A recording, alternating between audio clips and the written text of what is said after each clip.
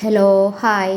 ഇന്നൊരു ബിരിയാണി റെസിപ്പി ആയിട്ടാണ് വന്നിരിക്കുന്നത്. തട്ടിക്കൂട്ട് ബിരിയാണി റെസിപ്പി എന്നൊക്കെ പറയാം. എൻ്റെ രീതിയിലുള്ള ഒരു ബിരിയാണിയാണ്. ഫിഷ് ബിരിയാണി ഉണ്ടാക്കാൻ വിചാരിച്ചു. ആദ്യം കുറച്ച് വെള്ളമൊക്കെ വെച്ചു. അതിൽ കുറച്ച് സ്പൈസസുകളൊക്കെ ഇട്ടു, ഉപ്പും ഒക്കെ ഇട്ടിട്ട് നല്ലോണം ഇളക്കി. പിന്നെ അതിൽ ബിരിയാണി റൈസ് കഴുകി ഊറ്റി വെച്ചിരുന്നു. അത് ഇട്ട് നല്ലോണം ഇളക്കി തിളച്ച് കഴിഞ്ഞിട്ട് പിന്നെ ഊറ്റിയിട്ട് വെച്ചാൽ മതിയല്ലോ വിചാരിച്ചു. അപ്പോഴേക്ക് ഇപ്പുറത്തൊരു പാൻ വെച്ചിട്ട് അതിൽ ഓയിലാണ് ഉപയോഗിച്ചത്.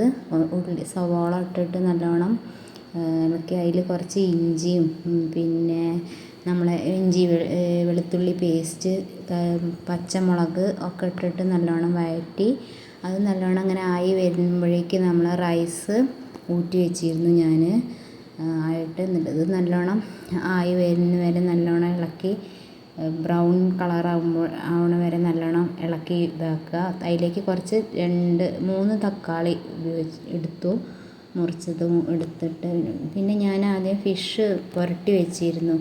എന്താണ് കിളിമീനോ അങ്ങനെ എന്തോ ആണ് ഇതിൻ്റെ പേര്. കേദർ എന്നാണ് പറയുക ഞങ്ങളിവിടെ.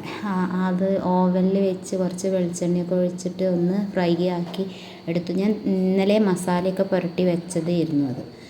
അപ്പോൾ അതൊക്കെ അവിടെ നിന്ന് കട്ട് ചെയ്ത് കൊണ്ടുവന്നതായിരുന്നു നന്നാക്കി. പിന്നെ ഒന്ന് കഴുകി മസാല പുരട്ടി വെച്ചത്. പിന്നെ അതിലേക്ക് കുറച്ച് അപ്പോഴേക്ക് ഉള്ളിയൊക്കെ വഴണ്ടി വന്നു, ബ്രൗൺ കളറായി. അതിലേക്ക് കുറച്ച് മുളക് പൊടി ഇട്ടു, കാശ്മീരി മുളക്, കുറച്ച് കളറിന് വേണ്ടിയിട്ട്. പിന്നെ മഞ്ഞൾ പൊടി, ഗരം മസാല ഞാൻ ഇവിടെ പൊടിച്ചത് തന്നെയാണ്. ബിരിയാണി മസാലേൻ്റെ സ്പൈസസുകളൊക്കെ വാങ്ങി പൊടിച്ചു. അങ്ങനെ പിന്നെ മല്ലിയിലയും പുതിനേൻ്റെ ഇലയും ഒക്കെ ഇതൊക്കെ വീട്ടിലുണ്ടായത് തന്നെയാണ് കേട്ടോ. മല്ലിയിലയും പുതിനേൻ്റെ ഇലയൊക്കെ അത് ഇട്ടു. എന്നിട്ട് പിന്നെ ഇളക്കി. അപ്പോഴേക്ക് റൈസ് നല്ലോണം വെന്ത് ഇതായിരുന്നു. അതിലേക്ക് മീൻ ഫ്രൈ ചെയ്ത് വെച്ചത് ഒന്ന് ഇട്ടിട്ട് അതിലേക്ക് മസാലയൊക്കെ പുരട്ടാൻ വേണ്ടിയിട്ട് ഒന്ന് അടച്ച് വെച്ചിട്ട് ഒന്ന് മസാലയൊക്കെ ആയതിൻ്റെ ശേഷം പിന്നെ റൈസ് ആയിരുന്നല്ലോ അതും അതിലേക്ക് കുറച്ചായിട്ട് അങ്ങനെ ഇട്ടിട്ട് പിന്നെ അതിലേക്ക് അങ്ങനെ അണ്ടിപ്പരിപ്പ് മുന്തിരിയും ഒക്കെ വറുത്ത് വെച്ചിരുന്നു ഞാൻ. നെയ്യിൽ വറുത്ത് വെച്ചിരുന്നു.